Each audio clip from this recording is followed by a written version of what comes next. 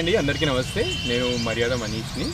ఈరోజు మాజీ ఎంపీ సంతోష్ కుమార్ గారు ఆర్గనైజ్ చేసే గ్రీన్ ఇండియా ఛాలెంజ్లో నేను కూడా వచ్చి మొక్కలు నాటడం జరిగింది. మన జూబ్లీ హిల్స్ కూడా జిహెచ్ఎంసీ పార్క్లో. గ్రేట్ ఇనిషియేటివ్ అండి. మా కాలేజ్ డేస్లో హీట్ కాజ్ అని ఒక ఎన్జిఓకి నేను ఎన్విరాన్మెంటల్ డిపార్ట్మెంట్కి అప్పట్లో చెట్లు నాటుతుండే. అని ఇంట్లో నాకు ఒక చిన్న గార్డెన్ ఉంది. అండ్ ఇనిషియేటివ్ గురించి తెలవగానే నేను కూడా వచ్చేసిన నాటనికి. ఇప్పుడు రోజుకి పొల్యూషన్ అనేది చాలా పెరుగుతూనే ఉంది. అండ్ ఈ పొల్యూషన్ ఒకటే ఒక సొల్యూషన్, చెట్లు నాటడం అండి. సిటీస్ డెవలప్ అవుతున్న కొద్దీ చెట్లు నరకడం జరుగుతుంది. చెట్లు నరుకుతుంటే ఎయిర్ పొల్యూట్ అయితేనే ఉంది. సో దీనికి ఉన్న ఏకైక సొల్యూషన్ వచ్చేసి చెట్లు నాటడం.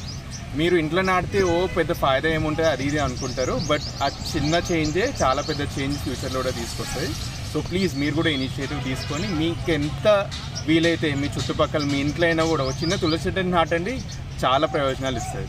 అండ్ ఈ ఛాలెంజ్లో భాగంగా నేను నా ముగ్గురు ఫ్రెండ్స్ అనన్య, చైతన్యం, వార్తిక్ ఛాలెంజ్ చేస్తున్నాను. వాళ్ళు కూడా వాళ్ళ ఇంట్లో నాటుతారని నేను ఎక్స్పెక్ట్ చేస్తున్నాను.